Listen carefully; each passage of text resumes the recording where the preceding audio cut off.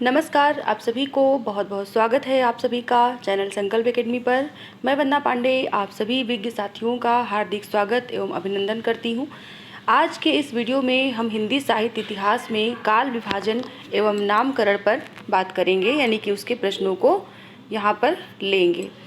आप सभी का पहले तो बहुत बहुत धन्यवाद कि आप सभी ने जो ये मैंने एक टॉपिक रखा है, एक नया पैटर्न सोचा है कि इस तरह से मैं क्वेश्चंस को करवाऊंगी, तो आप सभी का सहयोग मिल रहा है, आप सभी का भरपूर प्यार मिल रहा है। इसके लिए पहले तो आप सभी का हार्दिक आभार। और इसके बाद में आप सभी से निवेदन कि ऐसे ही अपना सहयोग बनाए रखें और आगे भी आप वीडियोज़ को लाइक कर दें और शेयर करते रहें। अगर चैनल पर नए हैं तो सब्सक्राइब भी ज़रूर करें। चलते हैं अगले क्वेश्चन पर। हमारे ज़्यादा समय न लेते हुए आज हम काल विभाजन एवं नामकरण पर बनने वाले प्रश्नों को इस वीडियो के अंतर्गत लेंगे। पहला प्रश्न है आज का, ग्रियर्सन ने चारण काल के अंतर्गत कितने कवियों को लिया है? ग्रियर्सन ने चारण काल के अंतर्गत कितने कवियों को लिया है? तो यहाँ पर काल विभाजन में बात हो रही है, तो काल विभाजन में सबसे पहला काल विभाजन ग्रियर्सन का ही आता है और उसके अंतर्गत जो पहला उन्होंने विभाजन किया उसे चारण काल रखा गया नाम उसका। तो इस तरह से हम यहाँ पर कुछ विभाजन से संबंधित और नामकरण से संबंधित यहाँ पर अवधियाँ और उनके साथ साथ नामों को लेंगे और इसी तरह से आगे प्रश्नों को सॉल्व करेंगे। तो यहाँ पर सही उत्तर होगा डी ऑप्शन 9, यानी कि ग्रियर्सन ने चारण काल के अंतर्गत 9 कवियों को लिया है। सर्वप्रथम हिंदी साहित्य के आरंभिक काल को चारण काल नाम से किसने अभिहित किया?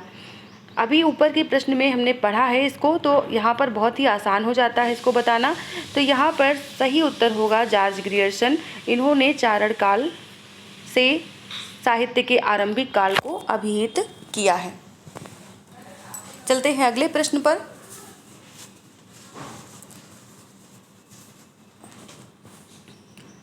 अगला प्रश्न है, ग्रियर्सन ने अपने इतिहास में किस प्रकार काल विभाजन किया है?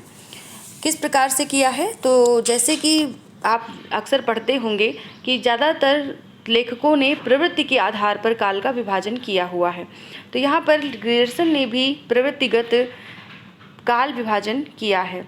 अगला प्रश्न है, चारण काल की समयावधि क्या है?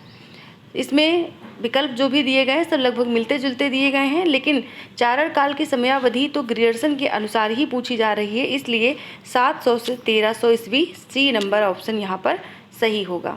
अगला प्रश्न है, महारानी विक्टोरिया के शासन में हिंदुस्तान किसके काल विभाजन के अंतर्गत आता है? तो ये भी जॉर्ज ग्रियर्सन के काल विभाजन के अंतर्गत आता है। आप अगर इनके विभाजन के सभी नामों को पढ़ेंगे तो ऐसे ही लेखकों और कवियों के नाम पर या शासक के नाम पर इन्होंने अपने काल विभाजन किए हैं। तो महारानी विक्टोरिया के शासन में हिंदुस्तान, ये जॉर्ज ग्रियर्सन ने काल विभाजन के अंतर्गत इसको नाम दिया है। अगला प्रश्न है, आचार्य रामचंद्र शुक्ल ने आदिकाल की समयावधि मानी है। क्या समयावधि मानी रामचंद्र शुक्ल ने? तो 1050 से 1375 इन्होंने मानी है। अगला प्रश्न है, शुक्ल के अनुसार आधुनिक काल की समयावधि है। शुक्ल जी के अनुसार आधुनिक काल की समयावधि क्या है? तो इसमें सी ऑप्शन सही है, संवत 1900 से 1984 विक्रमी तक। और अगला प्रश्न पूछ रहा है कि डॉक्टर नगेंद्र द्वारा संपादित ग्रंथ हिंदी साहित्य का इतिहास के अनुसार भक्ति काल की समय सीमा कितनी है? भक्ति काल की समय सीमा पूछी जा रही है, वो भी डॉक्टर नगेंद्र द्वारा जो संपादित ग्रंथ रहा है हिंदी साहित्य का इतिहास, उसके आधार पर। तो यहाँ पर पहला विकल्प सही होगा, 14वीं शती मध्य से 17वीं शती मध्य तक। पहला विकल्प यहाँ पर सही है। अगला प्रश्न है, डॉक्टर नगेंद्र संपादित हिंदी साहित्य का इतिहास के अनुसार छायावादोत्तर काल कितने खंडों में विभाजित है? छायावादोत्तर तो यहाँ पर 2 खंडों में विभाजित है। इस पर हम 2 खंडों में विभाजित है। 2 खंड कौन कौन से? एक तो प्रगतिवाद और दूसरा प्रयोगवाद। तो ये 2 खंडों में विभाजित है छायावादोत्तर काल, जो कि नगेंद्र संपादित हिंदी साहित्य का इतिहास के अनुसार बताया गया है। अगला प्रश्न है, डॉक्टर बच्चन सिंह के अनुसार रीतिकाल की समय सीमा क्या है? डॉक्टर बच्चन सिंह के अनुसार रीतिकाल की समय सीमा 1650 से 1857 मानी गई है, जो कि बी ऑप्शन में दिया गया है, यानी कि बी ऑप्शन इसका सही आंसर है। अगला प्रश्न है, आदिकाल से संदर्भित निम्नांकित प्रश्नों से सही विकल्प का चयन करें। अब इसमें प्रश्न दिए गए, यानी कि जो नाम दिए गए जिनके अनुसार दिए गए उन्हें यहाँ पर लेना है। जैसे कि प्रश्न 11वां कह रहा है कि चारण काल, यानी कि चारण काल नाम किसने दिया है। तो चारण काल नाम दिया डॉक्टर जॉर्ज ग्रियर्सन ने, यहाँ पर जॉर्ज अब्राहम ग्रियर्सन ने। डी ऑप्शन सही होगा। 12 नंबर का प्रश्न कह रहा है आरंभिक काल। आरंभिक काल यानी कि मिस्र बंधुओं का काल है, यानी मिस्र बंधुओं ने इसे आरंभिक काल नाम से संज्ञा दी है।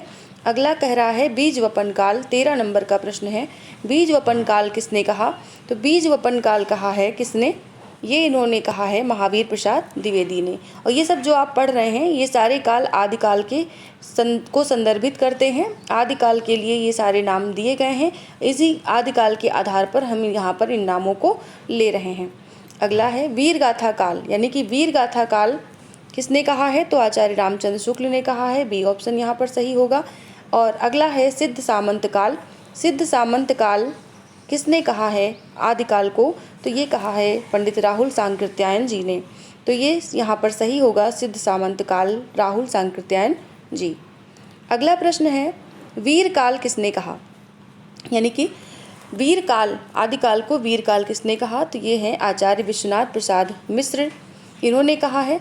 अगला है संधि काल एवं चारण काल, आदिकाल को किसने कहा है। तो ये कहा है डॉक्टर राम कुमार वर्मा ने।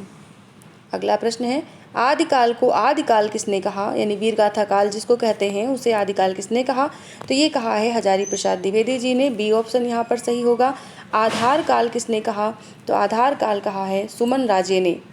सुमन राजे यहाँ पर ए ऑप्शन सही होगा।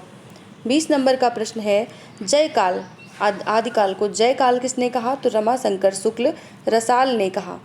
और 21 नंबर का प्रश्न कह रहा है अपभ्रंश काल, यानी कि अपभ्रंश काल किसने कहा। तो ये ए ऑप्शन सही होगा धीरेन्द्र वर्मा।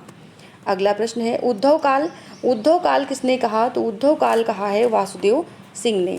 तो इस तरह से ये हमारे प्रश्न हैं, यानी कि आप जो है आदिकाल को किन किन नामों से जानते हैं और उन नामों को देने वाले लेखक या आलोचक कौन हैं उनके बारे में हमने यहाँ पर बात की। एक नज़र में हम आपको इसकी व्याख्या दिखा देखते हैं, उत्तर व्याख्या सहित भी इस बुक में दिया गया है। और ये बुक मैंने और मेरी एक सहयोगी मित्र मोहिनी जी ने लिखी है। तो शुरुआत जो क्वेश्चन देख रहे हैं ये उन्हीं के द्वारा लिखा गया है, इसकी व्याख्या भी उन्हीं के द्वारा दी गई है। आप जानते हैं ये 1 लाइनर व्याख्या है, यानी कि आपको ऑप्शन भले गलत हो जाए लेकिन व्याख्या में जो ये शब्द दिए गए हैं ये गलत नहीं हो, ये कोशिश की गई है। तो इस तरह से इसकी व्याख्या भी आपको ऊपर से नीचे तक देखने को मिलती है, यानी कि जो ये 22 क्वेश्चन हमने यहाँ पर लिए इन 22 क्वेश्चन के बारे में यहाँ पर दिया गया है, जिससे कि अगर बाई चांस ऑप्शन में ABCD होता है और उसकी जगह पर कहीं कुछ A की जगह C हो गया, B की जगह C हो गया, ऐसे हो गया, तो आप यहाँ से देख करके अपने उन आंसर को सही कर लें, यानी कि गलतियाँ होने के चांसेस कम हो, इसलिए ऐसा प्रयास किया गया है। और इसके बाद हम शुरू करेंगे आदिकाल। आदिकाल से बनने वाले सभी प्रश्नों को हम कल की क्लास में लेंगे। आज के लिए हम इतना ही रखेंगे और आगे ऐसे ही निरंतरता बनाए रखने के लिए हम छोटे छोटे टॉपिक को उठाएंगे। आदिकाल के अंतर्गत भी बहुत सारे धाराएं रही हैं, जैसे रासो साहित्य रहा है, अपभ्रंश साहित्य रहा है, सिद्ध साहित्य रहा है। तो इन सभी साहित्यों के ऊपर बनने वाले सभी प्रश्नों को लगभग जो कि परीक्षा में पूछे जाते हैं, इन सभी को हम बारी बारी करके लेंगे। तो हम कल की क्लास में आपको यहाँ पर आपसे बात करेंगे आदिकाल की पूर्व पीठिका और उसके बाद में सिद्ध साहित्य और प्रथम कवि व रचना, इस पूरे टॉपिक को कल की क्लास में हम लेने वाले हैं। तो आप सभी अपना सहयोग यहाँ पर ज़रूर दें। आप का ज़्यादा समय न लेते हुए कम समय में ज़्यादा से ज़्यादा क्वेश्चन कराने की मेरी ये जो कोशिश है, इसे कितना पसंद करते हैं ये आपके लाइक ही मुझे बताते हैं। आपके लाइक कर देने से मेरा उत्साह जो है बढ़ता है, आगे काम करने की इच्छा जागृत होती है और उसी आधार पर मैं वीडियो ला पाती हूँ। मैंने कल परसों की क्लास में भी ये बोला कि जब भी मुझे लगता है कि नहीं हतोत्साहित हो रही हूँ, कोई व्यूज नहीं है, कुछ नहीं है, तो मैं उस पर काम अच्छे से नहीं कर पाती हूँ। लेकिन आप लोगों का इस तरह से जिस तरह सहयोग मिल रहा है, इस तरह से आगे मिलता रहे भविष्य में, तो ऐसे ही आपको क्लासेस मिलती रहेंगी। आप सभी को आपके सुनहरे भविष्य के लिए बहुत बहुत अग्रिम शुभकामनाएँ। वीडियो को पूरा देखने के लिए बहुत बहुत धन्यवाद। सब्सक्राइब करके जाएँ बिल्कुल भी, अनसब्सक्राइब ना करें, बेल आइकन ज़रूर प्रेस करें जिससे नोटिफिकेशन मिले। और बार बार मैं ये इसलिए कहती हूँ कि कभी कभी ऐसा होता है कि पूरी क्लास तो देख ली जाती है लेकिन ध्यान ही नहीं रहता कि हमको सब्सक्राइब भी करना है या हमको लाइक भी करना है, इसलिए ऐसा कहना पड़ता है। चलते मिलते हैं कल की क्लास में नेक्स्ट आदिकाल टॉपिक के साथ। तब तक के लिए आप सभी से विदा चाहती हूँ। धन्यवाद।